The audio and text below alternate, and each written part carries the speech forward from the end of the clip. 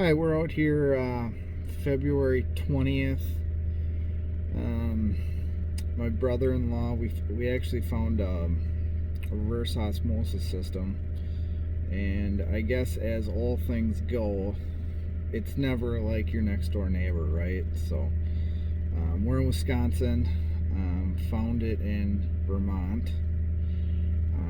Really good deal. Let's see, I found it on Friday, sent him down. He left on Saturday. It's over 1,000 mile drive one way. So he got down there.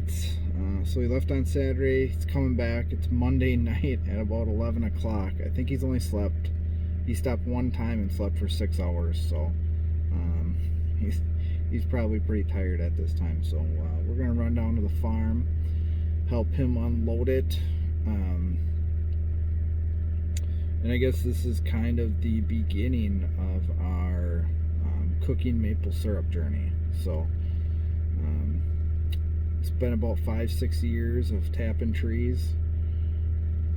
Took us a while to kind of figure everything out, get big enough anyways. So